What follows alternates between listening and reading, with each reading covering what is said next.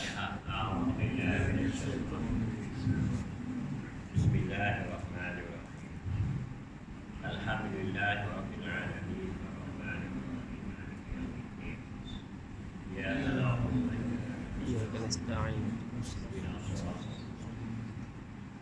siratal ladzina an'amta 'alaihim ghairil maghdubi 'alaihim. Bismillahirrahmanirrahim. Alhamdulillahilladzi khalaqal mauta wal hayata liyabluwakum ayyukum ahsanu amala wa huwal 'aliyyul qadir. Asyhadu an la ilaha illallah wa asyhadu anna Muhammadan 'abduhu wa rasuluh. Allahumma shalli wa sallim wa barik ala sayyidina wa nabiyyina wa habibina wa syafi'ina wa nurina wa maulana Muhammad wa ala alihi wa sahbihi ajma'in. Subhanaka la ilma lana illa ma 'allamtana innaka antal 'alimul hakim. Wa la haula wa la quwwata illa billahil 'aliyyil azim. Rabbi shrah li sadri wa yassir li amri wahlul 'uqdatam min lisani yafqahu. Alhamdulillah, segala puji dan puja milik Allah Subhanahu wa taala wa ta'ala. Salawat dan salam kepada junjungan Nabi Muhammad sallallahu alaihi wasallam. Alhamdulillah, malam ini kita sambung mengajar kitab kita yang menggunakan intisari Iyaquddin. Mengapa hati terhijab, beberapa kaedah dan rawatan. Hati penting dalam hidup ni. Hati kita mesti dijaga supaya hati kita jangan rosak. Rosak hati ni berpunca daripada nafsu syaitan. Ya. Bila hati kita rosak, rosaklah hak yang lain-lain. Allah Subhanahu wa taala mendedahkan hati kita dalam jihad berjuang dengan syaitan yang tak habis hati. Allah sebut dalam Quran berkali-kali. Kadang-kadang kita juga tidak tapi jadi pengikut syaitan. Jadi kita nak sama-sama muhasabah diri kita lah. Allah Subhanahu wa taala mendedahkan niat jahat syaitan adalah bertujuan memberi ingatan pada manusia terhadap segala tipu daya serta mengarahkan manusia berusaha menentangnya. Allah ulang berkali-kali dalam Quran, syaitan itu musuh. Dia sentiasa nak berdaya kamu. Kalau kita beli buku ni baca, jarang sangat kita takut kita. 40 senjata syaitan beserta bala tentera dia hari bimbang. Kalau kita tak tahu jalan tipu daya lah Allah. Orang ulama tak kena ke? Ulama pun kena. Ulama dia berasa dia tu orang yang pandai, ada ijazah, ada PhD. Dia kata aku ni hebat, ilmu. Dia masuk sifat sombong, dia kena pangkat syaitan. Orang beramal bagus, bayar, baca Quran, puasa sunat, dia masuk sifat tak ada orang macam aku. Nak duduk syurga mana aku? Jahannam. Tapi itulah hari ini peringatan untuk diri saya yang bacanya, supaya kita jangan kena pangkat syaitan. Kata ulama, dua senjata kita kena ada ni. Pertama, mujahadah. Walladzina jahadu fina lanahdiyannahum subulana. Mujahadah, lawan dia. Nak lawan dia, kita kenal dia tu musuh. Dari mana daya dia, tipu daya dia, dari mana. Yang kedua, istiqamah. Istiqamah maknanya berpegang teguh dengan syariat Allah. Kemudian istiqamah dalam beramal. Dua kata ulama. Jadi kita nak cek diri kita lah. Kalau kita ni terpangkap dalam pangkat syaitan.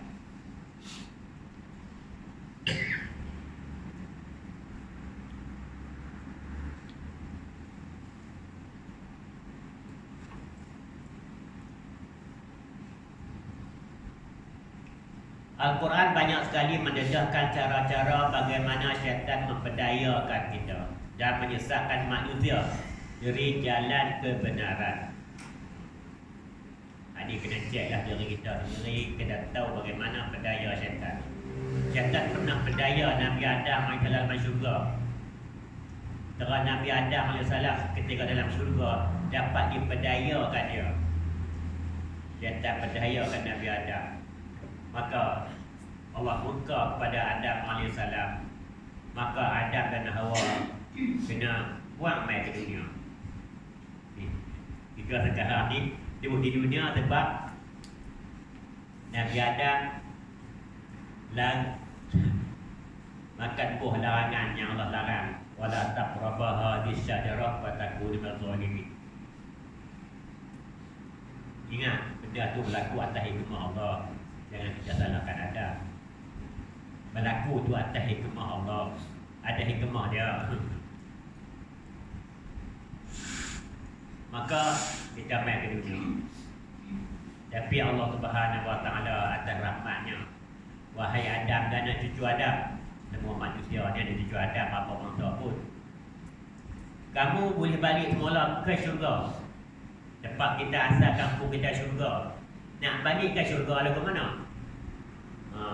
Ni kita alhamdulillah lah, jaga baik-baiklah hidayah Allah ni. Allah bagi Quran, Nabi kita Muhammad, hadis Nabi tinggal. Jangan tinggal dua ni. Barang siapa berpegang dengan dua ni tak sesat. Aku tinggal kamu dua perkara ni, kamu tak akan sesat selama berpegang dengan kedua-duanya.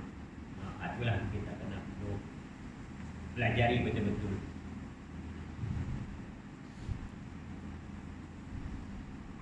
Firman Allah Subhanahu Wa Taala. Ayat ni diulang-ulang dan kita baca berkali-kali dalam Quran. Cuma kita nak ambil faham bagaimana syaitan memperdayakan mak anak cucu Adam ni supaya masuk neraka bersama-sama. Dia bukan ada, dia dengki je. Dia dengki kepada Adam. Anak cucu dia pun dengki. Bermusuh lah. Dia dengan anak cucu Adam hinggalah hari kiamat. Dia minta panjang umur hingga hari kiamat Allah izinkan. Firman Allah Subhanahu Wa Taala, a'udzu billahi minasyaitonir rajim. Inna syaitana lakum aduwwun fattakhidhuhu aduwwa. Innama yad'u hizbuhu liyakunu min ashabis sa'ir. Dan semuanya syaitan itu musuh kamu. Allah jelaskan syaitan itu musuh. Tapi kita tak nampak dia, dia nampak kita. Ni yang payah. Kalau kita nampak dia boleh kita lawan dengan barang, tapi kita tak nampak dia, dia nampak kita. Di sini pun kita tak tahulah di luar tu dia tunggu. Bukan takat tu, kita semayang macam kacau ni. Kita semayang Allahu Akbar, walai orang lepas tu buat projek mula duduk di Bangladesh. Kalau Bangladesh lepas lu start, tak tahu duduk Kuala Lumpur. Dia pemain kita nak syaitan. Tapi itulah kita minta berlindung dengan Allah tepat. Perlindungan kita hanya Allah Subhanahu Wa Taala. Maka anggaplah ia benar-benar musuh. Dia musuh.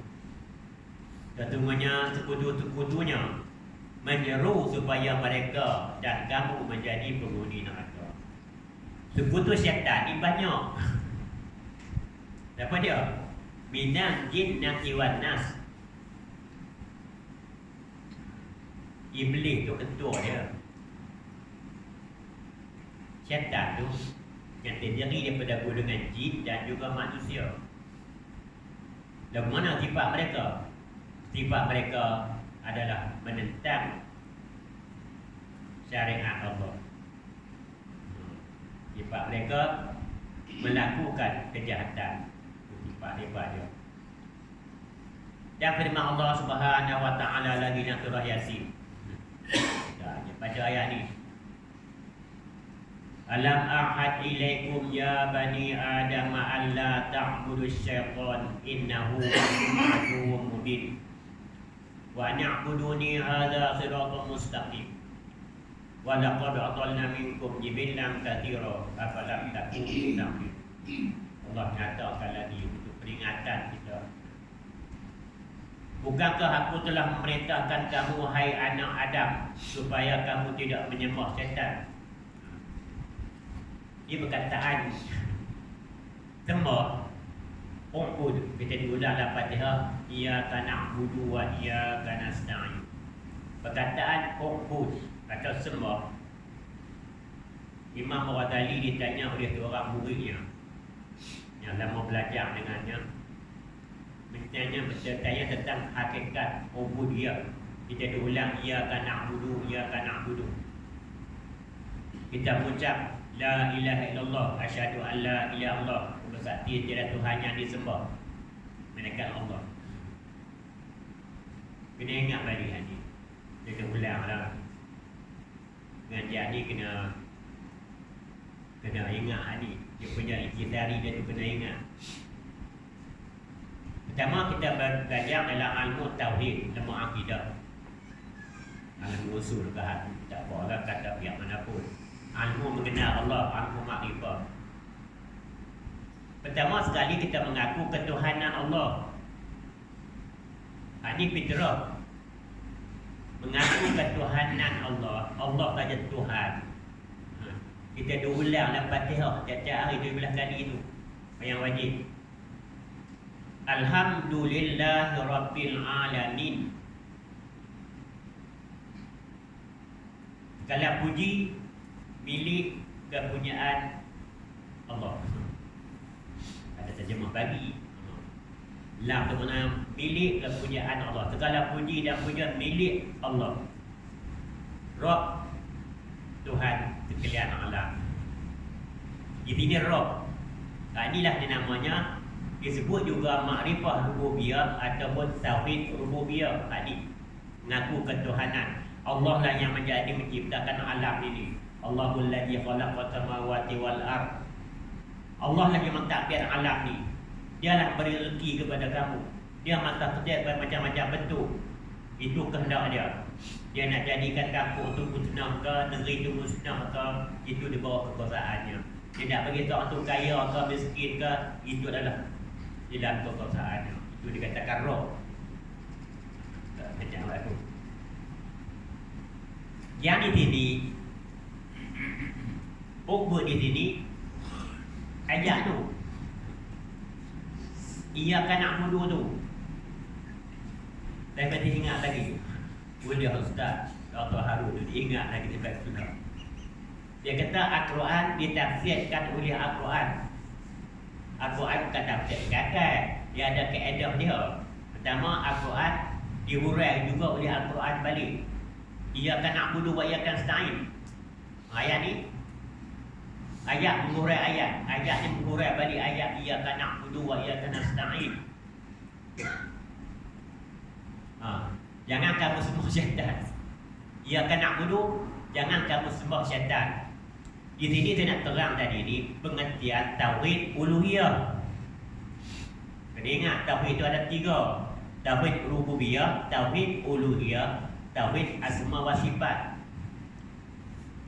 Saya nak jelaskan benda ni dalam Quran, dalam Fatihah kita dah baca sudah ada dah.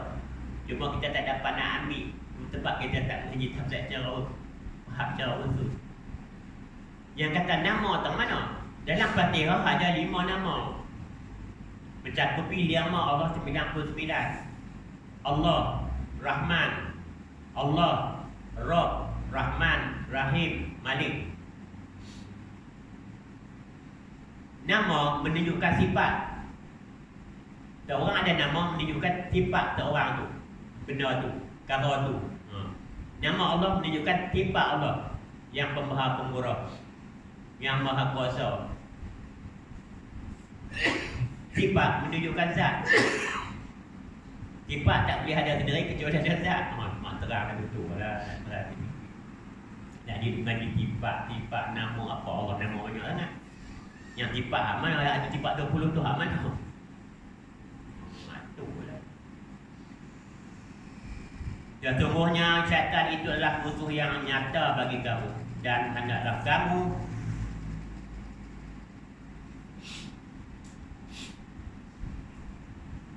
sesungguhnya syaitan musuh yang nyata bagi kamu. Maka jangan kamu sembah syaitan. Sembah di sini memperhambakan diri kepada ajakan syaitan, hasutan dia, tipu daya dia. Ada hadis menyebut besok di akhirat nanti Nabi SAW bersabda, aku hanya mengajak dan menyeru kamu supaya beriman dan mentauhidkan Allah. Aku tidak boleh beri hidayah kepada kamu. Nabi kata, hidayah bukan milik aku, milik Allah. Allah dan tangan Allah hidayah ni. Betul kata iyyaka na'budu wa iyyaka nasta'in tu milik Allah. Nabi sendiri tak boleh bagi hidayah kepada anak dia, pada pak saudara dia. Nabi Nuh tak boleh hidayah kepada anak dia sendiri. Nabi Lut tak boleh beri hidayah kepada isteri dia sendiri. Hidayah ni milik Allah. Nak dapat hidayah kena mujahadah. Dan syaitan berkata, aku tidak ada kuasa untuk membawa kamu ni jadi kafir. Sebenarnya aku ni hanya memperdaya kamu, tapi kamu ikut aku buat apa? Aduh.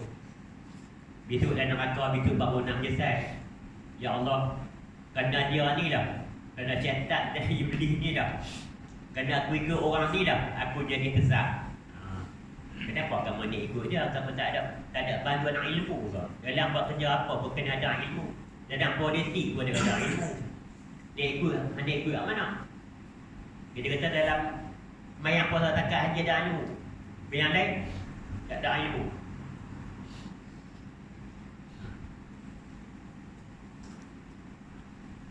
Dalam bidang ni bukan ada ilmu. Ilmu apa? Nak tak ikut satu golongan puak ke jemaah ke apa pun, kena ada ilmu. Ke mana dia ajak, apa matlamat dia.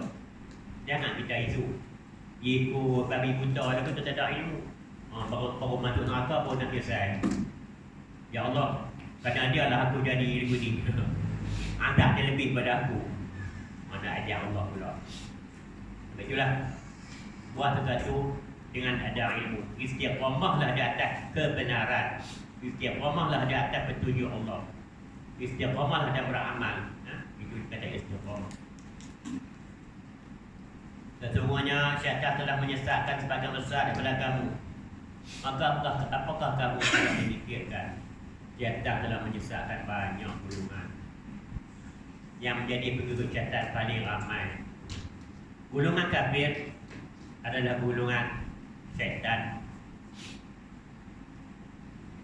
Manusia ni bila Nabi tanya iblis, bagaimana kamu pada pandangan kamu umatku ni? Panjang cerita tu nak abang dia. Nabi Zakaria berjumpa dengan iblis. Tanya. Dia kata manusia ni pada anak cucu Adam ni, pada aku ada 3 golongan. Tiga puak. Satu puak hanya golongan macam kamu ni, aku tak dapat nak berdaya sebab kamu dipelihara oleh Allah. Satu golongan lagi macam bola. Ni aku main dia. Di golongan ni boleh kat dia. Dia lepas terus dah tadi hidup.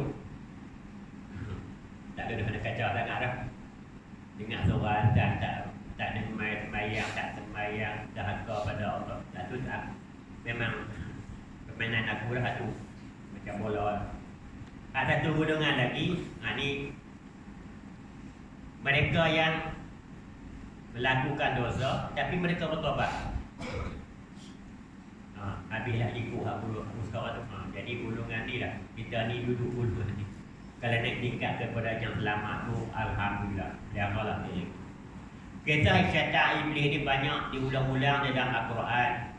Diulang-ulang itu kenapa? Sebab nak bagi tahu sungguh-sungguh, nak beringat sungguh-sungguh dia ulang-ulang tu.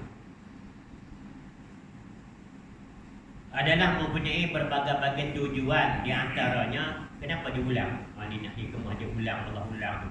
Untuk mengingatkan manusia terhadap hasutan-hasutan syaitan dan tipu dayanya.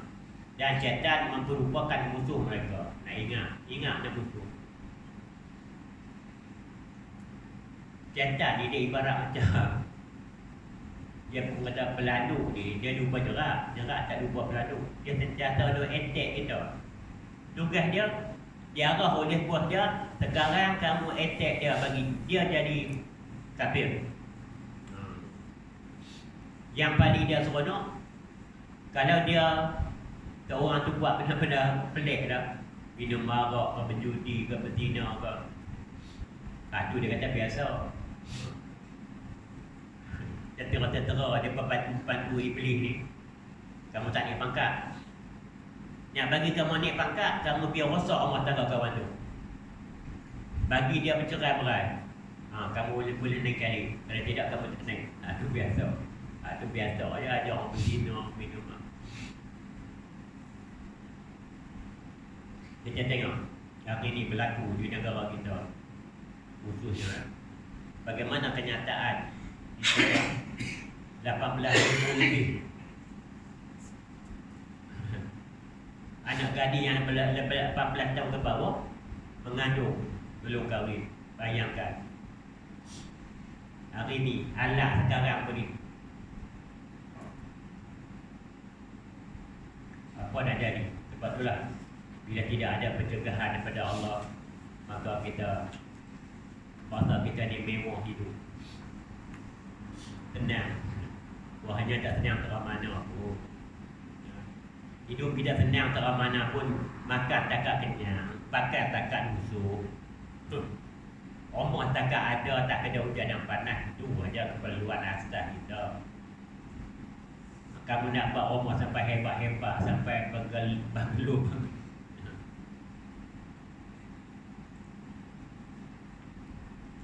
Ingat, tujuan kita kata Sayyidina Ali, dunia tempat beramal, akhirat tempat balasan. Oleh itu beramallah kamu di dunia untuk menerima balasan di akhirat nanti. Menjelaskan akibat yang menimpa mereka yang sombong dan hina. Syaitan ni sebenarnya dia sombong. Orang yang ada sifat sombong, dia akan menerima kehinaan. Seperti mana Allah jelas dalam Quran, syaitan ni bila Allah perintah usjudu li Adam fasajadu illa iblis aba wa takbara wa kana min al-kafirin. Tujulah kamu hormat kepada Adam, bukan tujuh ibadah, tujuh hormat atas perintah Allah. Semua malaikat sujud kecuali iblis. Ada baca tafsir sendiri, dia kata ada seorang malaikat namanya iblis, dia tak sujud. Iblis itu bukan malaikat, dia kumpulan jin. Dia daripada kumpulan jin. Allah ciptakan makhluknya yang berakal 3 jenis. Pertama malaikat dan nur. Malaikat ni sami'na wa ata'na ta'at. Yang kedua manusia. Manusia Allah ciptakan daripada unsur tanah. Betul dengan mandi tanah. Jin, iblis tu kumpulan jin, diciptakan daripada api. Seperti dia kata, ana khalaqtahu minan nar wa khalaqtahu min tin. Aku jadi daripada api. Adam daripada tanah, aku tak mahu sujud pada sebab aku mulia kejadian aku. Dia perasan dia.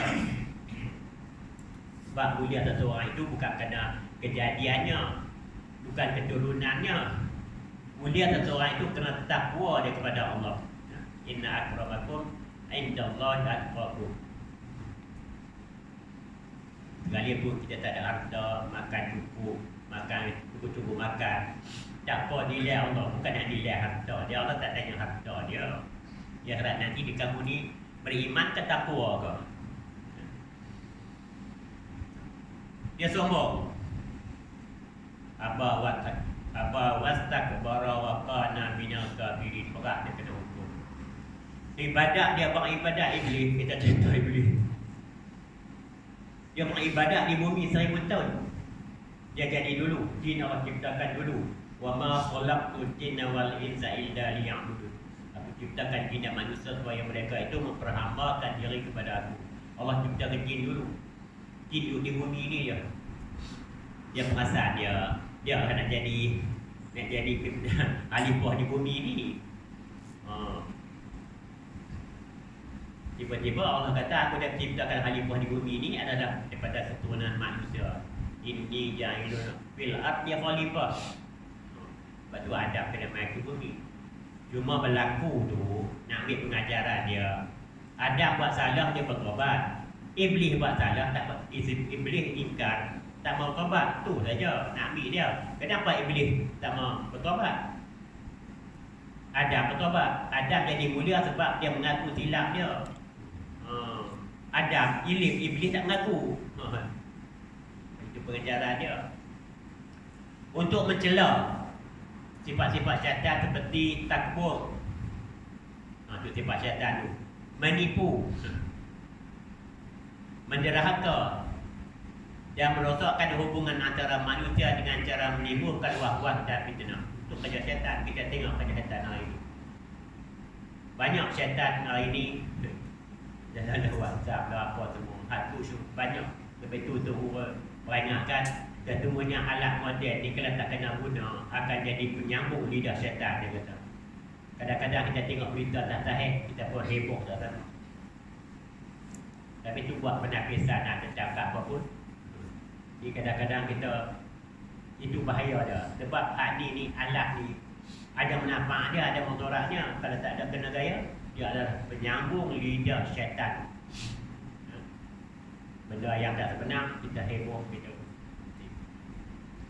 Mengingatkan persamaan antara peranan syaitan yang diwujudkan di kalangan Bani Adam.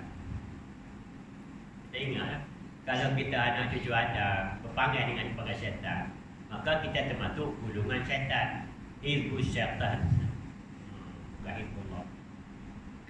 Menjelaskan kesilapan syaitan yang mengaku mempunyai kelebihan dari segi asal kejadian. Dia berkata dia lebih. Kita tidak ada lebih. Semua kita ni anak cucu Adam, semua makhluk Allah, patut jin dan juga manusia. Kelebihan seseorang itu kerana takwa. Ini jaminan Allah. Bukan pasal lain, pasal takwa.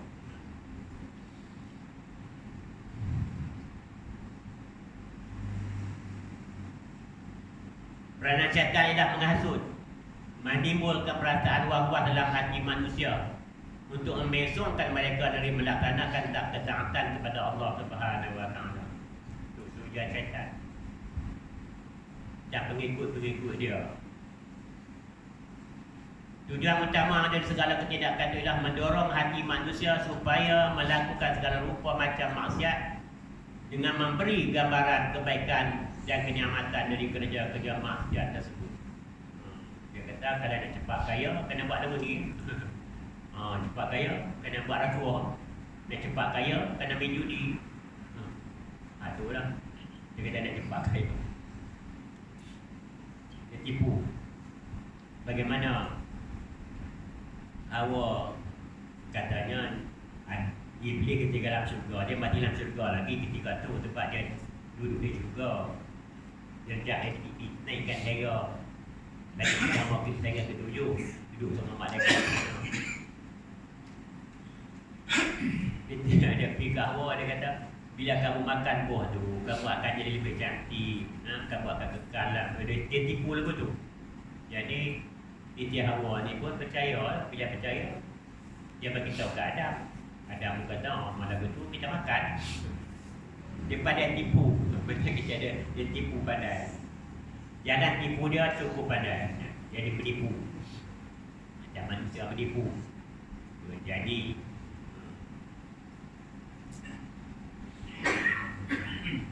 tujuan dia bukan untuk faedah dia. Jadi dia berasa dendam dan dengki. Biar dia masuk, biar hati mereka anak cucu Adam ni masuk neraka bersama. Besok dalam neraka, bila dia kena neraka juga dah masuk neraka, dikisahkan Iblis minta izin ke Allah sekali lagi. Ya Tuhanku, aku minta izinanmu hari ini. Aku tak pidato kepada pengikut-pengikut aku. Dia pidato lah. Maka diberi pakaian daripada mahkota daripada neraka,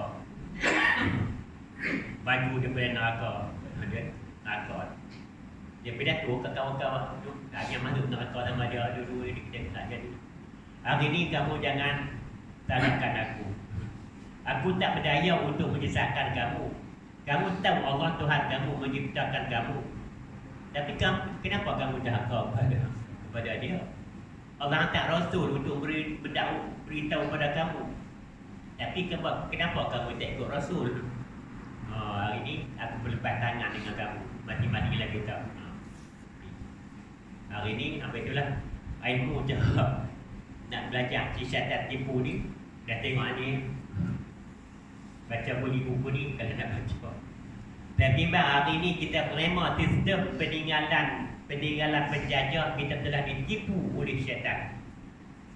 Undang-undang peraturan yang bercanggah dengan hukum Allah disebut kita telah ditipu oleh syaitan. Kita menolak hukum Allah dan melaksanakan peraturan dalam menurut negara dan mentadbir negara. Kita terima sistem undang-undang peninggalan penjajah. Maka kita sebagai jemaah Islam kena berjuang, kena mengajak dan menyeru membetulkan benda ni. Ini benda akidah. Masalah menang tu cerita lain. Masalah akidah kita tu. Bila akidah kita dah rosak, menerima sistem peninggalan yang bercanggah dengan hukum Allah. Kalau kita tak terima tak apa. Kita lawan tempat kita tak terima. Biarlah dia nak kata apa semua.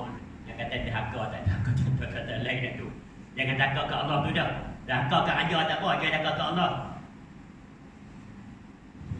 Baik, ini tak boleh 3A. Tidak ada taat pada makhluk jika mendahkai Allah. Ati Allah wa ati wa ulil amri minkum, dia ulang-ulang.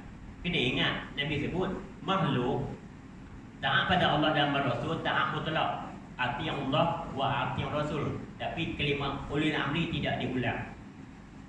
Itu kita kata pemerintah, Perdana Menteri ke, Presiden ke, Raja ke, kita akan taat sekiranya menyalahi hukum Allah. Itu prinsip akidah tauhid yang kita belajar. Tidak boleh taat pada makhluk jika mendahului Allah. Tapi kata ulama, ayat ini ditafsirkan ulil amri ini dengan makna ulama.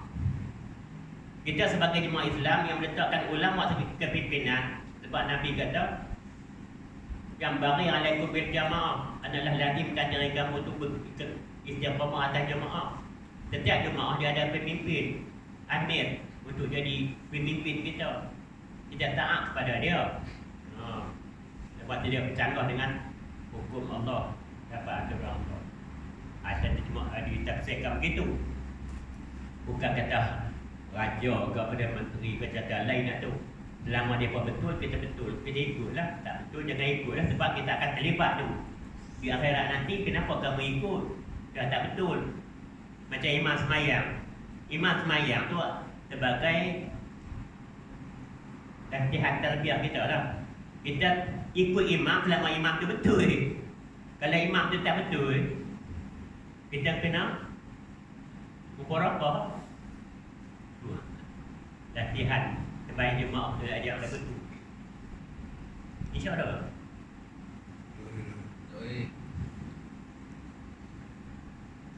Untuk terbiak diri kita dalam keadaan bernegara dan imam tu lah. Imam akan ikut oleh makmum sekiranya imam tu betul. Kalau imam tu tinggal benda yang buat benda yang membatalkan sembahyang, kita tak boleh ikut. Tapi itulah ada ikut ni, kena ada ilmu.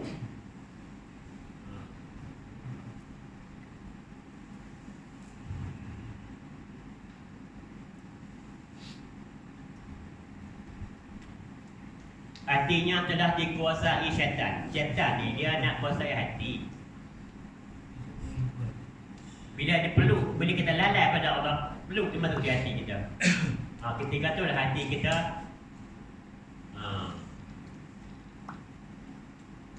jadi rosak. Hati yang telah dikuasai oleh syaitan begitu mudah sekali terpedaya oleh kehidupan yang fana ini. Maka kita pun dikuasai oleh kehidupan dunia seronok. Keseronokan dan kelegaan dalam yang hati kehidupan dunia akan menyebabkan dia tidak memikir akibat buruk yang bakal dibunuhnya di akhirat. Dia lupa. Tak. Dia kata hari pergi akhirat kita buat hari dulu. Kita ikut. Dia ikut nafsu dia lah. Sebab nafsu kita ni adalah kawan baik syaitan. Nafsu. Bila tazkirah Guru ni Aziz dulu sebut, syaitan ni dia akan kuasai nafsu kita. Nafsu kita ni gandak ni dia ada dua lah nafsu. Satu kita nak jangan ikut nafsu amarah. Nafsu mutmainnah tu nafsu baik. Macam mana Al-Quran menyebut wa alhamaha fujuraha wa taqwaha. Qad aflaha man zakkaha wa qad khaba man dassaha. Ilham, mana kalau ilham dah tak baik itu daripada syaitan. Ilham daripada Allah dan malaikat itu ilham yang baik. Inilah fujuraha wa taqwaha. Ini dia kita nak kena tahu mana ilham daripada Allah, ilham daripada malaikat atau ilham daripada syaitan.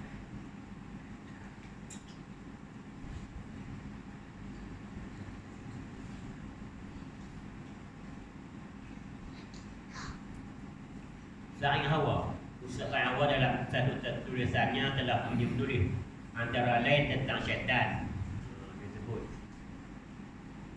sesungguhnya syaitan itu mempunyai saluran untuk memasuki tubuh manusia dan memperdayakan mereka kecuali orang-orang yang dipelihara oleh Allah Subhanahu wa taala. Yang mana syaitan itu masuk itu seorang menuruti sifat-sifat semula jadi dan keinginan-keinginan yang berbentuk dapat diinderai dan yang tidak nyata. Ia memang mengetahui sebab-sebab atau punca-punca kelemahan yang ada pada manusia yang dapat melemahkan mereka sendiri. Yalah, kalau kita buka pintu ni, sebenarnya pintu kita buka kada. Kita buka pintu marah, kita buka pintu tamak, kita buka pintu cinta dunia. Dia masuk ke pintu tu lah. Kita cari masuk ke tu.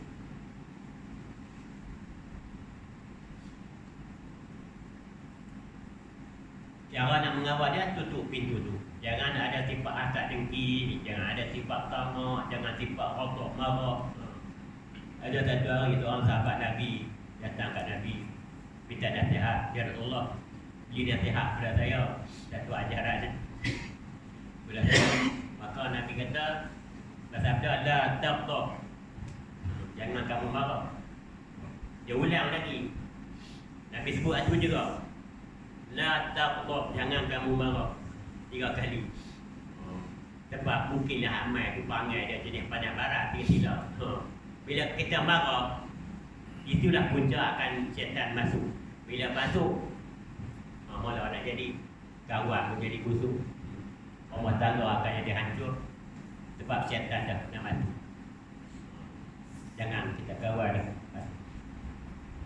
Imam Ghazali dalam kitab Hujjatul Islam, Imam Ghazali dan Ibnuddin mendedahkan 12 saluran yang dipergunakan oleh syaitan untuk menguasai jiwa dan pemikiran manusia. Saluran-saluran tersebut ialah nafsu marah dan syahwat. InsyaAllah bulan depan dah kita bincang. Dan ini 12 saluran tu nak tahu. Kita nak tutup saluran tu, kita terbuka hati, boleh kat dia. InsyaAllah minggu depan kita, tak minggu depan lah, bulan dah tahu tu berapa tahun? Tahun depan. Dah tahu 48 ni, 12 bulan saja, bukan minggu. 12 bulan, selang-selang boleh dah kita mengaji. 12 kali. Malah sama-sama kita hidupkan markah kita, janganlah bagi markah kita jadi sunyi. Inilah amalan-amalan pejabat kita dalam jemaah supaya kita dapat pertolongan Allah dan rahmat Allah Subhanahu wa taala. Wallahu a'lam. Bismillahirrahmanirrahim. Alhamdulillahirabbil alamin wassalatu wassalamu ala asyrafil anbiya'i wal mursalin wa ala alihi washabbihi ajmain. Allahumma aftah alaina futuhal arifin. Allahumma zidna ilman nafi'a wa imanan shadiqa wa amalan mutaqabbala wa rizqan halalan thayyiban.